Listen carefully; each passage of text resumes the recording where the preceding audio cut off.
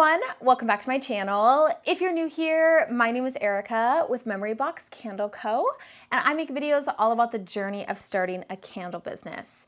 And a couple weeks ago, I had somebody request or basically ask if I had a video like this where I just shared why I chose the supplies that I did, how I went about choosing the supplies and settling on what I use in my candle business. So that's what I'm going to be sharing in today's video. So take it back all the way to the end of 2019 where I first got started with candle making. Essentially, I did the year before make a candle using Hobby Lobby wax. But when I actually started diving into more of the professional candle making supplies, I found out that California Candle Supply was only about an hour and a half away from me. So that is the first thing that I recommend if you are just getting started with candle making. Do your research on Google and see how close the closest candle supplier is to you. You may find that somebody is within a couple hours. Some people have found that they're right down the street from them, and other people find that the closest one is a couple states over, and there's no way unless they really take a drive over there to go get it, and they will have to pay for shipping. But I highly recommend that when you're just getting started, do the research and find out if there is a candle supplier close to you, because that's exactly what I did. I was able to walk in and talk to the guys at California Candle Supply directly, and they recommended this soy 10 wax for me. And I said, okay, I mean, you know, they're recommending it to me for me to try out. So I took it home, and the difference between that wax and the Hobby Lobby wax was just absolutely night and day. And I fell in love with it. And more importantly, the feedback that I got from my coworkers at the time was fantastic. Everybody loved it. And that really kind of made me think that I had something good going on, and I didn't want to change it. So the process of me choosing my wax was not like a wide variety of different ones. It was just kind of the first one that I essentially worked with, and I loved it. And since then I have tried out a bunch of different waxes, and I do recommend that you do that. But me, 3 years ago, I really wasn't knowing that. I didn't know that you should test out different waxes, but hey, I fell in love with it, and that is the wax that I decided to work with for my candle business, and I still work with now. Now, the next thing that I was kind of trying to figure out was the jar that I wanted to work with. So at this time, I was actually working with the 9-ounce straight-sided jars, so these ones right here, and I really like them until I saw the Cali jars from California Candle Supply. And originally I wanted to go with the clear jars and the wood lid because I just thought it looked really beachy and very California, and I wanted to do a whole California themed candle business. That was really my first thought process. And then I saw the matte black jars, and I'm like, I kind of like those ones too. And then I had ordered them in, and then my coworker saw them, and then Chris saw them, and everybody was seeing them, and they're like, oh my God, I love those jars so much. So I think a good part of this was actually getting a lot of feedback. So that's another tip that I have for you is ask people, ask your coworkers, ask your family, I don't know, ask friends, even if they live in other states that you can send pictures to, or even send them candles that you're working on, and get as much feedback as possible. And don't get offended when people say, I don't like it. Because if you kind of collectively get a lot of people saying they don't like something, then that kind of gives you a little bit of an insight into maybe what the average consumer would think. Obviously, don't base your entire business off of other people's opinions of it, but you do want to take into account how people are viewing your product, how they like the hot throw, if there's a strong hot throw, if they think it's weak, if they don't like the way that your labels look or your jars look or whatever it is.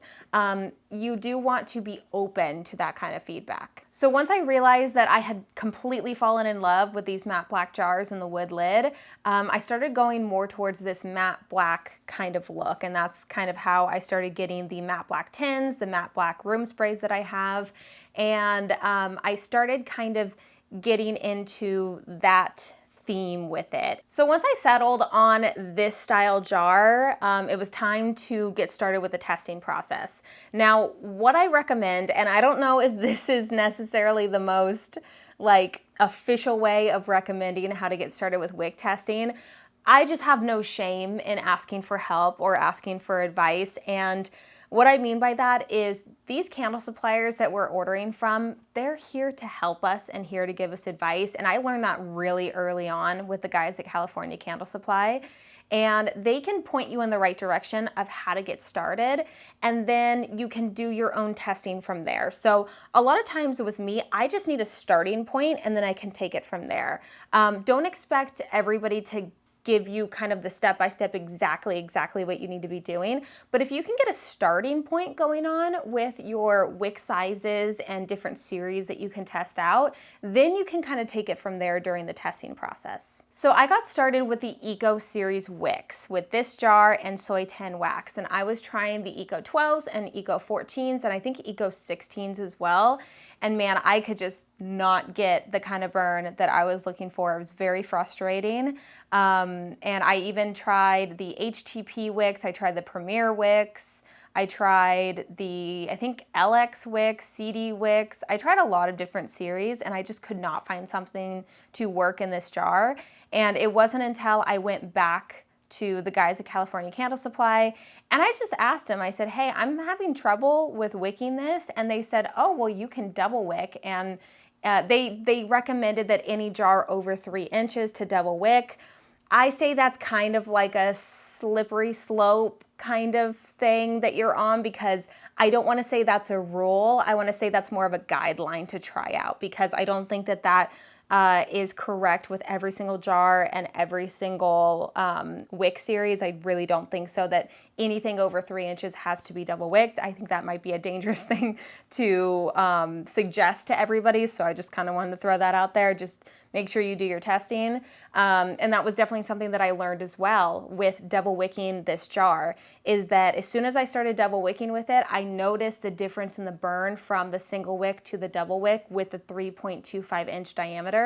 And I changed it from the single wick at the upper end of the Eco Series to all the way down at the bottom. I did 2 Eco 2s. And at the very beginning, I thought that burned great.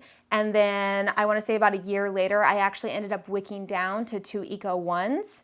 And even still, I felt like it was burning too hot. So the more that I was gaining experience and knowledge in the testing process, I was adjusting kind of here and there when it came to the materials that I was using.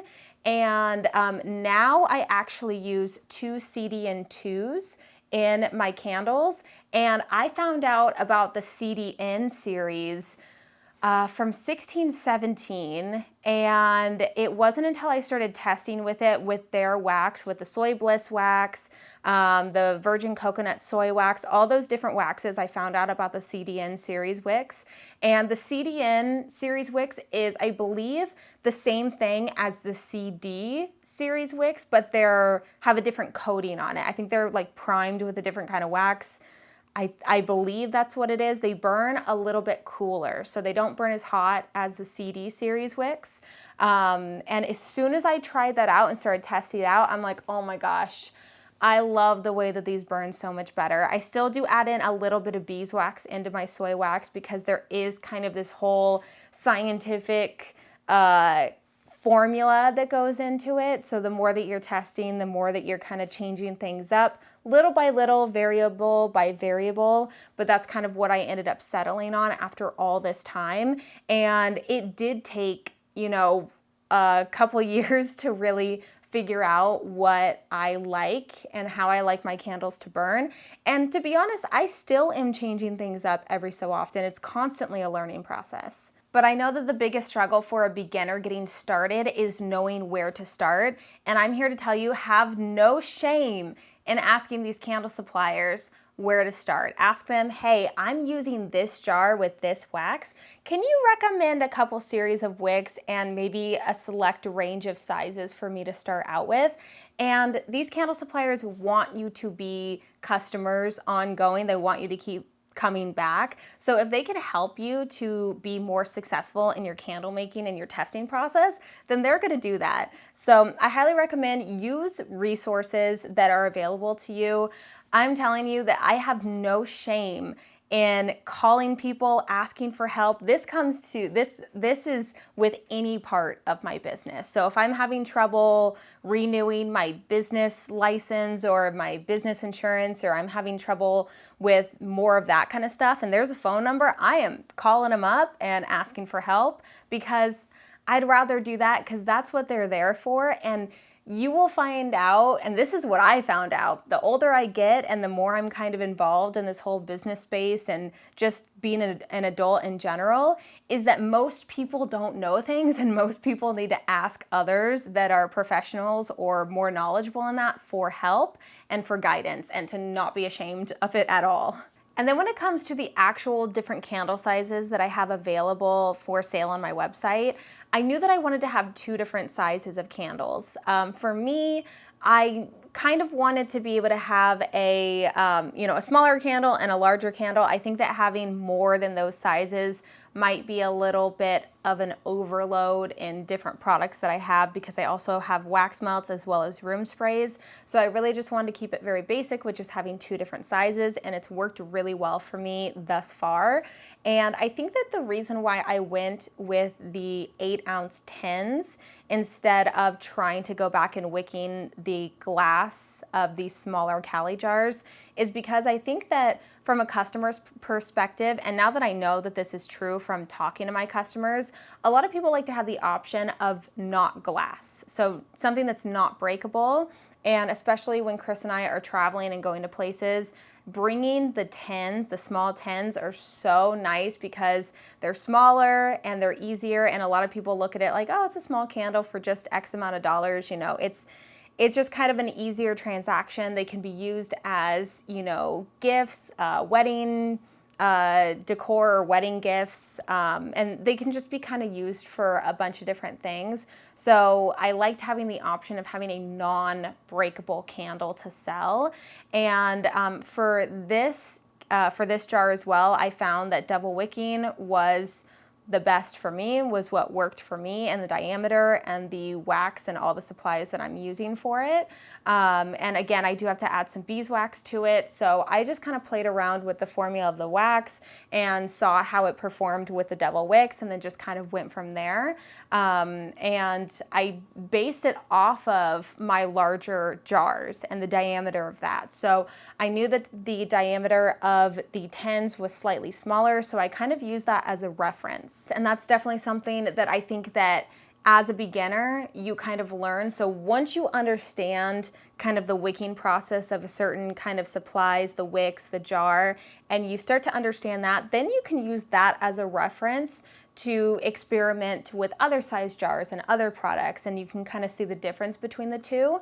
And it really comes down to just using your resources, getting a little bit of kind of that starting point, and then just being open to learning and going through that testing process and seeing what works and doesn't, and changing one variable at a time when you are going throughout the testing process. And that's essentially how I went about choosing my supplies. I know it's nothing very calculated. It took a lot of trial and error to get to where I am right now. And I'm still adjusting and changing things up. There's actually a couple things that I want to change up. And I think that it really just comes down to the trial and error and being able to adjust and kind of take what you're learning and applying it to that next testing process. But with that, I think I'm going to end today's video right here. I would love to hear in the comment section below how you went about choosing your supplies. How did you know what wick series to go with? How did you know what wax to go with?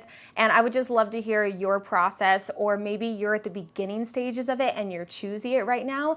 I would just love to hear what you're thinking about doing down in the comment section below. If you enjoyed today's video, make sure to leave it a big thumbs up, as well as subscribe to the channel if you haven't already. Also, don't forget to follow me over on Instagram at MemoryBoxCandleCo, and I will see you guys in the next video. Bye, guys.